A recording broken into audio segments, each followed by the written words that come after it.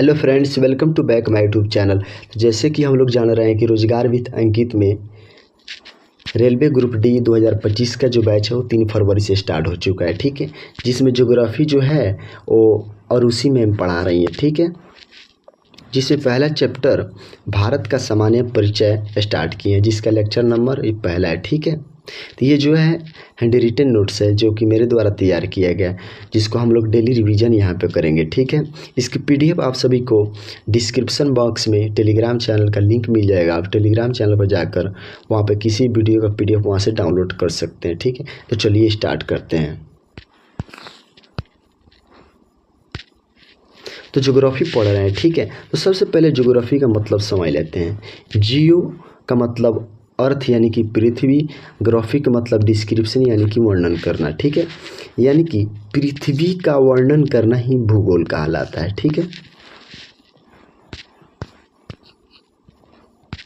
उसके बाद में यहाँ पे नेक्स्ट हम देखते हैं इंडिया जो है ग्रीक के द्वारा ये कहा गया। ठीक है, अब इंडिया को भारत में कई नामों से पुकारा जाता है। ठीक है, कई नाम यहाँ पे दिया गया। इंडिया को भारत सबसे पहले आर्यों के शक्तिशाली राजा भरत के नाम पर हमारे देश का नाम भारत पड़ा। ठीक है, उसके बाद में इंडिया को आर्यावर्त किसने कहा, तो भारत में बसने वाले आर्यों के नाम पर इसे आर्यावर्त कहा गया। ठीक है, उसके बाद में नेक्स्ट यहाँ पे इंडिया को हिंदुस्तान किसने कहा, था ईरानियों या पारसियों द्वारा इसका नाम हिंदुस्तान दिया गया। ठीक है,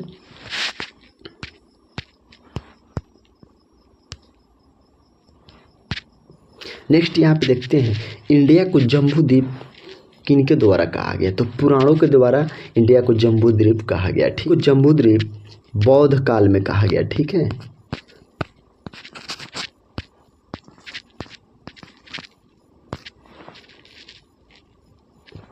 नेक्स्ट यहाँ पे देखते हैं भारत का आकार चतुष्कोणीय है। ठीक है, फिर उसके बाद में भारत में राज्य 28 है। ठीक है, भारत में केंद्र शासित प्रदेश 8 है। ठीक है, भारत की क्षेत्रफल 32,87,263 वर्ग किलोमीटर है। ठीक है, भारत पृथ्वी का 2.4% भाग से घिरी हुई है। ठीक है,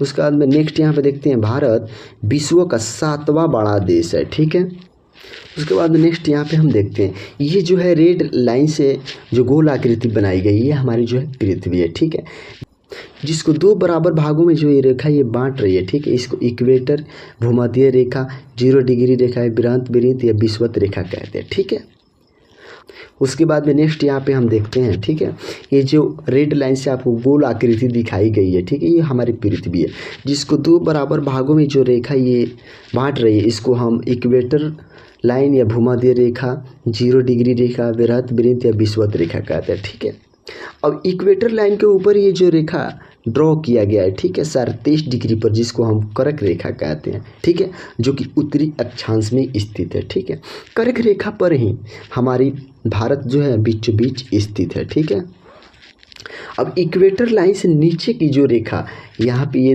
ड्रॉ की गई है जो कि 23.5 डिग्री पर ही खींची गई है, जिसको मकर रेखा कहते हैं। ठीक है, जो कि दक्षिणी अक्षांश में स्थित है। ठीक है, तो ये जो हमारी पृथ्वी जो है, ठीक है, जिसको 2 बराबर भागों में जो ये विषुवत रेखा बांट रही है। ठीक है, तो ये जो ऊपर वाला जो पार्ट है, ठीक है, इसको हम उत्तरी गोलार्ध या स्थलीय गोलार्ध कहते हैं। ठीक है, ये नीचे वाला जो पार्ट है, ठीक है, इसको हम दक्षिणी गोलार्ध या जलीय गोलार्ध भी कहते हैं। ठीक है,